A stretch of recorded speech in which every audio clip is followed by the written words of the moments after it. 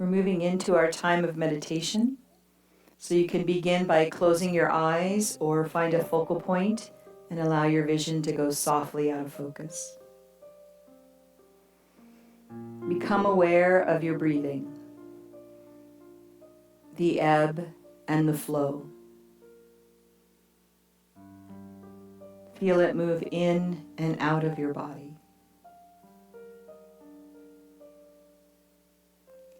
When you're comfortable, with your next exhale, settle into your seat and relax your arms and hands.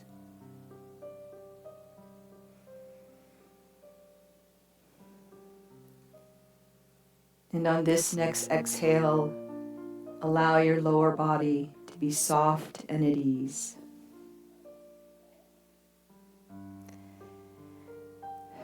On your next exhale, invite your attention to move into your heart space.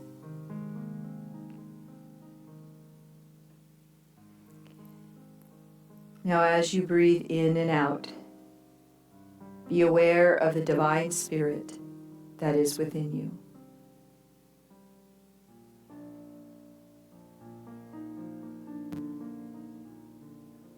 Today we will hear and feel the words from Celia Ferran's song, Beyond All Space and Time. Allow her lyrics to sink into your body and penetrate your spirit.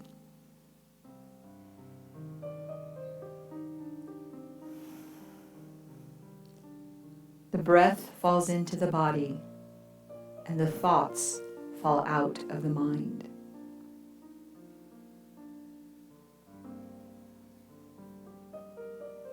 The breath falls into the body and the thoughts fall out of the mind, and the ancient ones come to heal us beyond all space and time.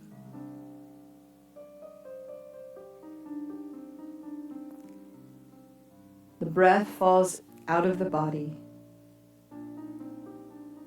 The thoughts fall out of the mind, and the ancient ones come to heal us beyond all space and time.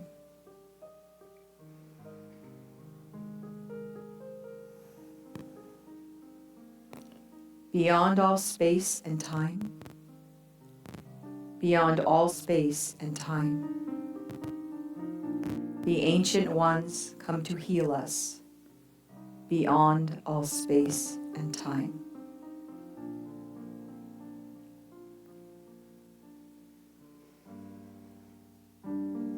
We heal 7 generations back. We heal 7 generations forward. We heal beyond the fear of death, and we heal beyond all wounds.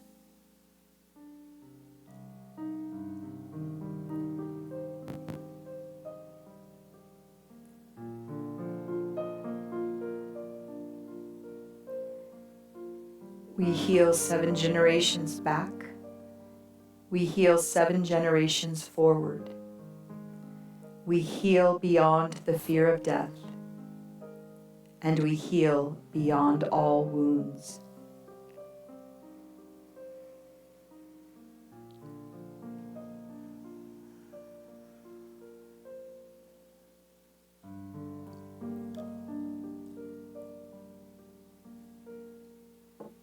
Beyond all space and time. Beyond all space and time. The ancient ones come to heal us beyond all space and time. We heal 7 generations back. We heal 7 generations forward. We heal beyond the fear of death, and we heal beyond all wounds.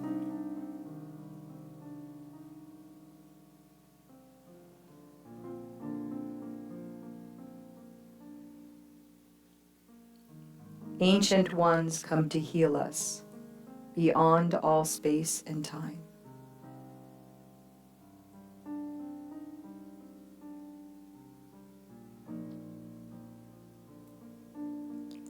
The breath falls into the body, and the thoughts fall out of the mind, and we are healed beyond all wounds.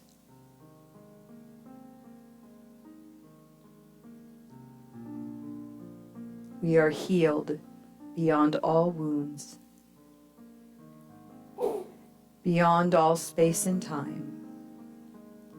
We are healed. Amen. For our visitors who don't know, my name is Lark Zunich, and I'm the Director of Education here. We're expecting our new minister in January, and until then, for the Christmas season, we have some guest speakers. So just be aware of that. I forgot my glasses today, so I borrowed these from Lost and Found. If they belong to you, please wait till after the service to collect them. Okay? Yeah. Red. It's all right. Okay. So Advent. This is a time of preparation and celebration in the 4 weeks before Christmas. It is time set aside to contemplate our own Christ consciousness, our highest divine self. Unity Worldwide Ministries creates an Advent book with daily devotions and affirmations to give the metaphysical context to our preparations and celebrations. This year, the book is called With Love at Christmas, and you can get a free copy to download. All you have to do is go to their website, unity.org. At the top menu, you select Shop, and when you are directed to the store, you type into the search portion, Advent Booklet. While there are many booklets for sale, the Advent booklet is free. Advent means an arrival, an appearing, or a coming into place. The arrival or appearing we are preparing for and celebrating is the incarnation of high consciousness, Christ consciousness. Originally, the incarnation of the Christ consciousness came in the physical form of Jesus. A metaphysician, that's you and me, by the way, is someone who perceives what exists beyond what our 5 senses pick up in the physical world. Metaphysicians know and feel that we have these feelings that dwell beyond the physical world. Thus, as metaphysicians, you and I have these 4 weeks to figure out what incarnation means to us. We are not just celebrating a long ago event. Rather, the birth of Jesus represents the arrival of Christ consciousness in all of us. This is a time to acknowledge and explore our Christ consciousness, our highest consciousness. One way we explore is by looking at the symbols used to represent an arrival, an appearing, or a coming into place. And that symbol is light. Candles. We light candles. In December, the sun rises later in the morning and sets earlier each night. Each day is darker a bit longer. And as it stays darker longer, look at what happens around us. Light appears everywhere.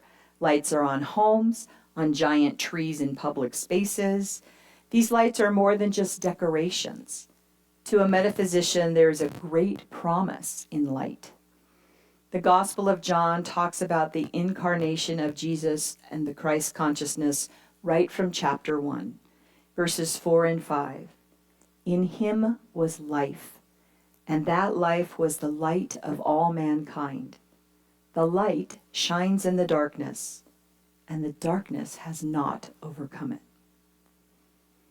Yes, all the decorations and lights ramp up the anticipation for Christmas and presents and good food, but light also inspires. In the booklet, With Love at Christmas, Reverend Maggie Alderman explains it this way. Light becomes more than decoration. It becomes a symbol, a beacon of hope. It reminds us that we have enough inner resources to endure temporary darkness. We have the wisdom, imagination, and most important, the faith to move through this season that represents a new birth, an awakening, or a deepening of our Christ consciousness. We light candles to remind us that we are the ones who bring light to all our family and friends. We are the ones who bring light to our volunteer organizations, civic meetings, and the workplace. We are the light in the world that seems to be lost in darkness. That sounds like a big job. Maybe that is why the first week we light a candle that represents hope and faith. Unity Minister Dr. Norma Iris Rosado describes the theme of this week. She says, "Hope and faith are greatly intertwined. Both are internal forces or energies that fill us and keep us moving forward. Spiritually, we can consider hope as the expectation of accomplishing a divine promise in the future. Expectations may fill us with joy and peace. Faith is the certainty, a more profound and more rooted energy, of what is hoped for and yet not seen. While hope waits for the future, faith is for the present time, here and now. With faith, I trust that in spite of any situation, divine order has already been established for my good." This week is the time to think about how you bring light into the world. What gifts and talents are you sharing? How are you living your faith? Where are you bringing hope to a situation that feels hopeless? In what ways are you living your spiritual purpose? Now, I can see some of you thinking, if I only knew what my spiritual purpose was, I'd be living it for sure. Please be aware that in divine right order, you are living your spiritual purpose. Let's take a minute to ask and answer 2 questions internally. What am I doing right now in life? How does that role, job, or volunteer work use my skills and gifts? What am I doing right now in life? How does that role, that job, or that volunteer work use my gifts and skills? When you ask and answer those 2 questions, you'll usually notice a feeling bubbling up. It could be a feeling of surprise to realize you are living your spiritual purpose. It could be a feeling of joy, knowing you're right where you're supposed to be. There might also come a feeling of doubt as you wonder if you are truly living your spiritual purpose. And there might be a feeling of discontent because you don't think you're using your gifts and talents. Discontent also comes when the life you're living doesn't feel authentic. It doesn't feel like exactly where you're supposed to be. Reverend Michael Beckwith once said, "We are either pulled by vision or pushed by pain." Pulled by vision. Pulled by vision is when an idea comes into your head. It can be something you've been thinking about for a while or a brand new what if possibility. The idea fills you with energy, curiosity, and hope. It is just as Dr. Rosado said, you have high expectations of accomplishing a divine promise in your near future. There is joy as you research the potential opportunity and start making plans. Can you think of a time in your life when you were pulled by vision into something new? I want you to recall that feeling of promise for a new option in your life. As you recall the feeling of being pulled forward, did you feel joyful, excited, energized, sizzling with more and more ideas? Maybe you had mixed feelings, one part excitement, one part nervous, one part terrified. Who here can remember the feeling of moving towards something and exciting new in your life? Let's see your hands. There we go, almost everybody, right? You see, most of us know the feeling of being pulled in a new direction by a positive and life-affirming vision. Oprah Winfrey once described it as knowing what yes feels like in your soul. Salvador Martinez has been my hairstylist for 9 years. I've watched him mature from a guy in his 20s to a young family man. I attended his wedding by Zoom while the rest of the world was in lockdown. Each month he shares with me pictures of his toddler son. He is deeply devoted to his faith, and we spend a great deal of time during my appointments talking theology and spirituality. I know him well. I also know he has a terrible time making decisions. When Salvador has to make a big decision, he investigates, he dithers, he goes back and forth contemplating potential risks and rewards. He lists the pros and cons to his family life, and he still can't decide.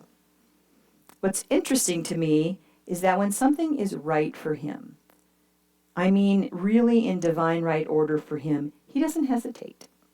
He loves science and was accepted into a comprehensive chemistry program to understand the chemical makeup of hair color and its effect on hair growth. He had the opportunity to teach at a cosmetology school, and he leaped right at it.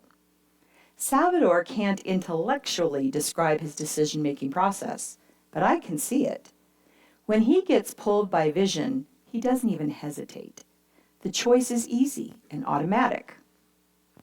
For the last 4 or 5 months, Salvador has been trying to discern his future. Should he rent a chair in a larger salon? Should he stay in Prescott Valley or move to Prescott? Should he make a career change and teach full-time? Should he move his family to Texas and accept an offer to become a representative and a salesperson for a major hair care brand? There were plenty of options, but he was really torn and painfully indecisive. So I shared that Oprah Winfrey idea that you know what yes feels like. I pointed out that when an opportunity was right, he always seemed to know and jump right in. This past Friday, when I walked into his salon, he was practically floating. On the way home from a church meeting, he saw a vacancy sign on a building that had previously been a hair salon. He and his wife toured the 700 square foot facility and talked to the landlords. Bing, bang, boom. He is opening his own private salon in January. He spent Friday talking to me about his wife's ideas for design options and furniture arrangements. He was practically bouncing with excitement. Then he told me that it was all about realizing he did know what yes feels like. He said he could feel it in his body and soul that this was the next step in his life. His enthusiasm was contagious, and I felt joy for he and his wife, Kim, as they embark on this new journey as business owners. When you're pulled by spirit, your inner divine wisdom catches the vision. Creative ideas begin flowing. You may start having daydreams of seeing yourself in the new profession or home or making a difference in the community. Along with the vision, you start catching feelings. You might have fantasies, seeing yourself in a different light. The new you is happier, fulfilled, content. You may even wake up with feeling of excitement, anticipation, and eagerness to begin each day. In a word, you have hope. What falls away is trepidation, anxiety, and worry. There is a deep knowingness that everything is going to work out. You begin showing interest in moving in a different direction. Now, it is possible to sabotage yourself, of course. When you begin to feel all these good feelings, old messages might arise from your subconscious. These are messages of fear, hopelessness, or inadequacy. They are the false beliefs that have kept you trapped. Which means along with the vision and the hope, you might also have to banish those outdated messages of gloom and doom. You may need to banish the old negative messages through prayer and holding in the silence. Here you rely on faith and prayer to continue the step-by-step forward motion into your amazing spirit-led vision. Pulled by vision is filled with possibilities, joy, and enthusiasm. So what does it look like to be pushed by pain? When you look back at your life, I bet you can find some of these experiences too. Those are painful times of feeling as if you are lost in a dark wilderness, not just lost, but stuck. When you're pushed by pain, it often starts with discontentment. The once satisfying job or hobby now leaves you flat. You're discontent. The seemingly perfect relationship begins to show cracks of changing expectations or unequal life growth of partners. Discontentment followed by the nagging sensation that you are not where you're supposed to be. You have the nagging sensation there is more out there, but no vision comes. Discontentment and the nagging feeling that it is not right is usually followed by unhappiness. There is unhappiness that you are not living to your full potential or using your gifts and talents.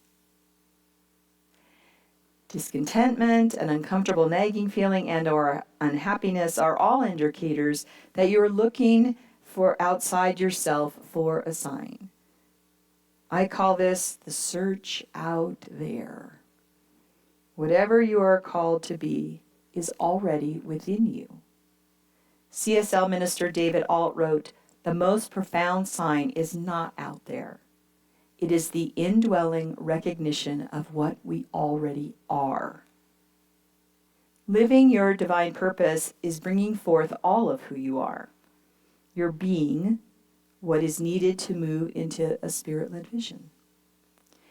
Your being already contains the spiritual gifts and talents needed for your best life. It is already filled with willingness, ambition, and perseverance to realize your goal and life purpose. If you must go back to school to retrain or gain new knowledge, you will find the path and energy to do so. If you decide to change careers and start again, or retire and start anew, all you need is already within you. I asked permission to share the story with you about being pushed by pain. After her divorce, Jessica Harwood started a house cleaning business to bring in income. At the beginning, she was very joyous and grateful. She enjoyed her clients, she appreciated the work, and she could see her way forward. She was fulfilled at church, directing the youth and family ministries program. At the same time, she was mourning the loss of her marriage. She mourned the loss of her status of a happily married woman and part of a couple. She mourned the loss of being a stay-at-home mom. It took her a while to fully mourn her losses and be ready to move forward. There was a problem.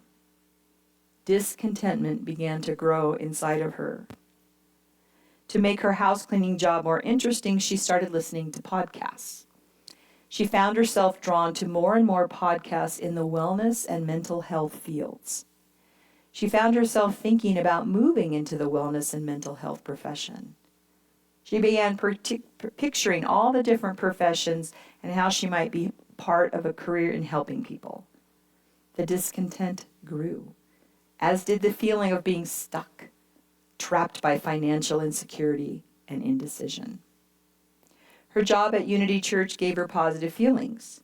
She flirted with maybe going further in ministry education, but that didn't feel right, and it didn't align with her interests in wellness and mental health. On top of that, the post-COVID youth ministry really floundered in all churches all around the country. And no matter what we tried, the youth program at Unity was dwindling and on life support. Jessica continued to listen to podcasts and grow her interest. She was not so enthusiastically cleaning houses anymore. She was thinking of all the obstacles in trying to go back to school. Taking next steps toward a new future is scary for many women with children. Jessica had put her own needs behind those of her children. Many women don't feel like they can stretch their wings because of their child caretaking duties, regardless of the age of the children, I might add. But to take the leap, to leave a paying job behind and go back to school and pursue a dream is scary. Plus, she was spending a lot of energy trying to reignite the youth program. She began to doubt that her life would ever change. Discontentment, doubt, and unhappiness all began to take hold. Along with cleaning houses and working at the church, Jessica's heart had finally healed and she began dating. That wasn't going so well either. She just couldn't seem to find what she was looking for. Every once in a while, taking a good look at what is happening in your life, you just have to admit, at this moment in time, my life stinks. You have to get honest with yourself. You take your honest realization with you into prayer. You admit feelings of discontent, frustration, and unhappiness. It's the only way to find your way back to your spiritual center. Maybe you need an attitude adjustment. Maybe you need a life adjustment. The question is, do you have the faith to take the leap in a new direction? If you say, not right now, I got news for you. It's only going to get worse. When you are pushed by pain, your life will feel like it is filled with obstacles, detours, and disasters.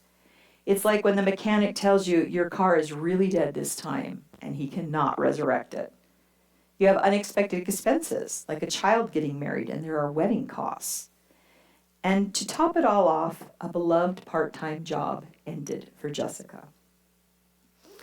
When pushed by pain, it feels like your life is getting worse and worse. And then you turn a corner and start to dig your way out. In her dating journey, Jessica met Tim Vaccioni. He was great. He helped us with our youth events. He supported her dreams. He encouraged her. It was no surprise to me when they decided to make their relationship permanent. They were married this year in a quiet ceremony witnessed only by their children, held in the Unity Labyrinth. Jessica Harwood became Jessica Faccioni. Please, people, stop calling her Harwood, okay? She's changed her name. And along with her new name, she started on a new path for her future. She did the hard work of reading through all the mind-numbing paperwork and filling out all the necessary applications for funding and for school. In January, Jessica will be going back to school full-time to pursue her dream. Looking back, she can see how each change, obstacle, financial crisis, and challenge in her life was guiding her toward the future career in wellness and mental health that she's been dreaming about. You can tell that I feel for her. She now feels hope, and she has faith that the life path she's on will allow her to share all her spiritual gifts and talents. Her belief and expression of her Christ consciousness is unfolding. She recognizes and celebrates the spiritual being of what she already is. And I want to thank Jessica for letting me share her story. Pulled by vision or pushed by pain, we all must discover how to best express our Christ consciousness. Within each person, the Christ consciousness is already there. It is part of our spiritual beingness. Advent is a special time of acknowledging and exploring our Christ consciousness. It is a time to ponder what incarnation means to you, what is arriving, appearing, or coming into place in your spiritual life. I encourage you to use these 4 weeks of Advent to explore your Christ consciousness and how you are expressing your God-given gifts and talents with the world. Explore how you are sharing your light in the dark places. This is an excellent opportunity to reflect on your current life journey and see if you feel contented, satisfied, joyful, and right where you need to be. Listen carefully to what your body is telling you. Listen to your emotions and attitudes. Are you rejoicing in your life? If you're not finding those life-affirming feelings, it is also an opportune time to take stock and ask yourself, what am I doing right now in life? How does that role, job, or volunteer work use my skills and gifts? How does my very being bring divine light into the world at this time? This week, I urge you to explore the internal forces and energies that keep you full and moving forward. Hope and faith. Hope is the expectation of accomplishing your divine mission in the future. Faith is the certainty of accomplishing what is hoped for, but not yet seen in reality. Using hope and faith, we can realize, in spite of any circumstance or situation, divine right order is active in our lives. And so it is.